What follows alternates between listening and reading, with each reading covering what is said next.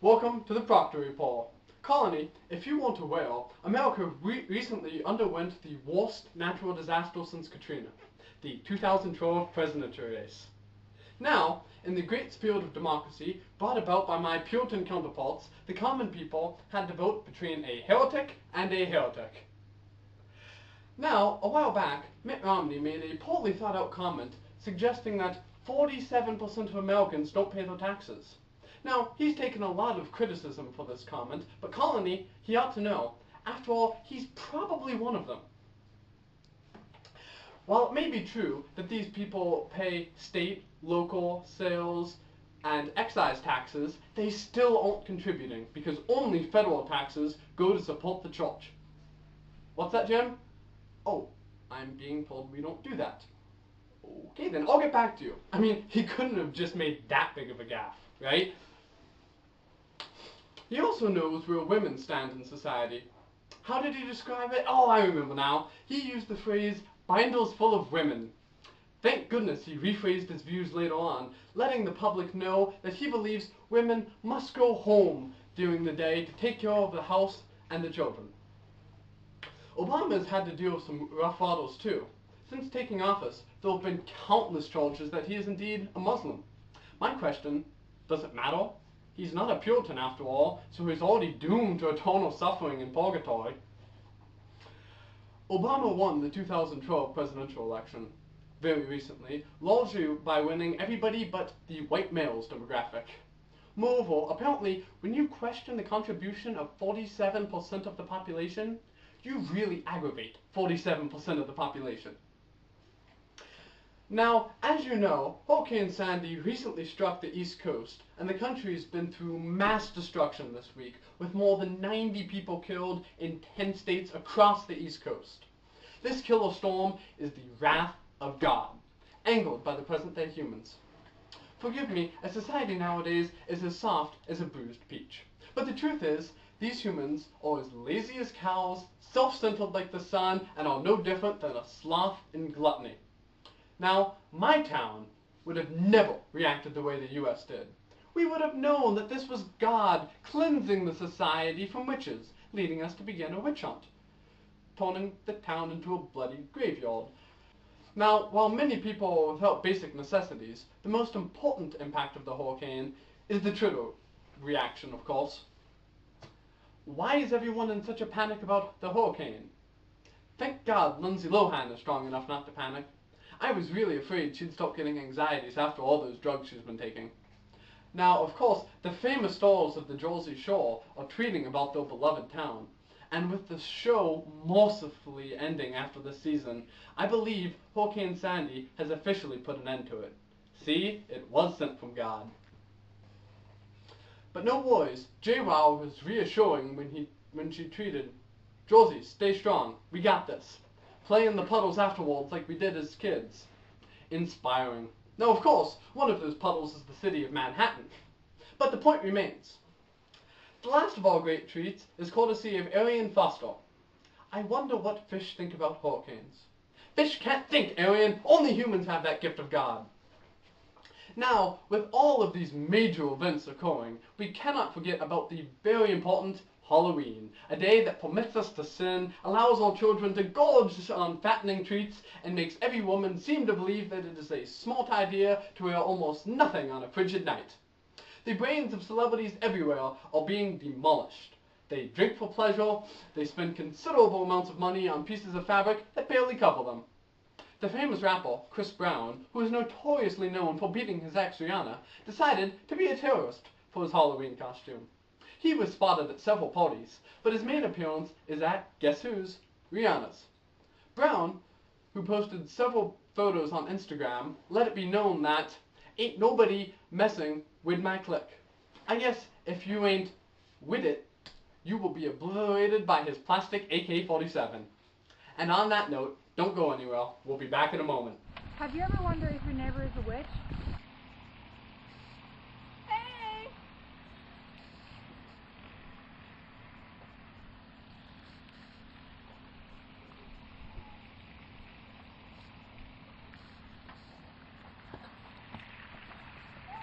Here's a way to tell how. Introducing the Witch Tracker 2000 by Puritan Yesteryear. Here's how it works. Step 1. Kidnap your witch. Step 2. Throw them into the Witch Tracker 2000. Step 3.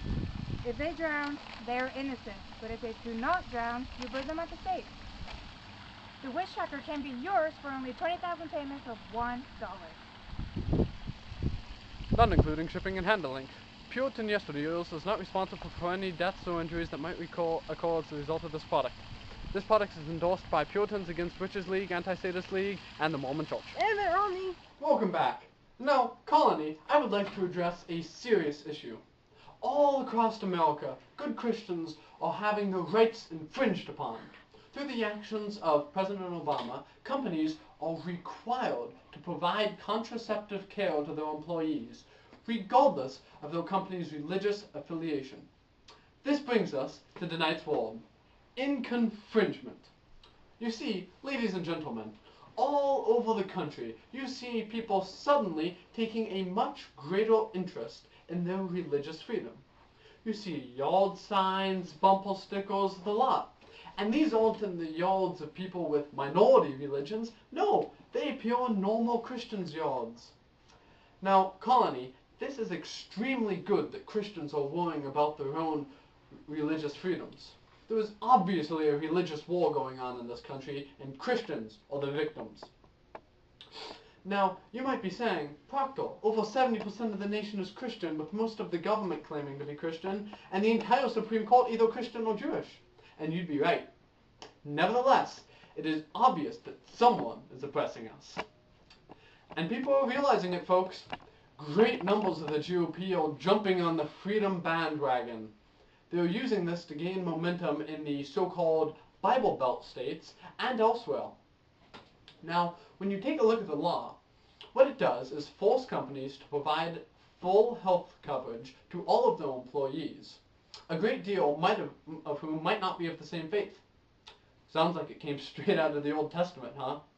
I can hear God saying, Moses, free my people from bondage. Oh, and be sure they don't have to provide contraceptive coverage. I mean, honestly, what's the difference between President Obama and the Pharaoh? This inability to impose one's religious values on others is an assault on the religious freedom of the nation as a whole. I'm discounting the workers, of course. I mean, honestly, what right do they have to their own religion? The ability to impose one's religious views on others is a fundamental aspect of being American. Heck, that's why the Puritans left England in the first place. Those darn Anglicans refused to accept every idiosyncrasy of our doctrine. Now, however, the times are different. The God-fearing among us no longer have the ability to flee to the new world. We're already in it. Go any further and we'll fall right off the edge. In fact, right now, the best option is just to flee to South Carolina. Now, there is another issue that the government is overlooking, and that is that Orthodox Christians don't like to be exposed to people that disagree with them. By refusing to provide birth control, we can just pretend we're all in agreement. After all, the First Amendment specifically says that we have the right to disregard the beliefs of others and impose ours upon them. What's that, Jim? It doesn't say that? My God, what does it say? In any case, folks, people are up in arms about this, which is kind of surprising since the vast majority of people, and Catholics, believe that birth control isn't immoral.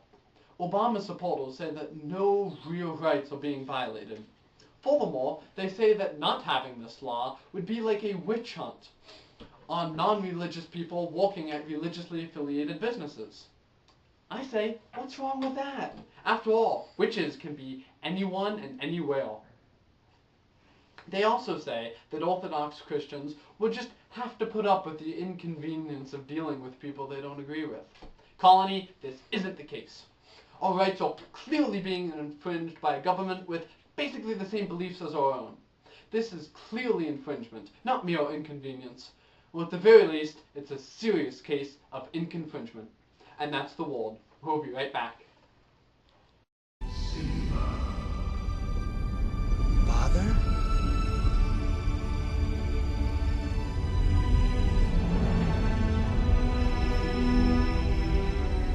Simba, you have forgotten me. No. could I? You have forgotten who you are, and so forgotten me. Look inside yourself, Simba. You are more than what you have become. You must take your place in the circle of life. How can I go back?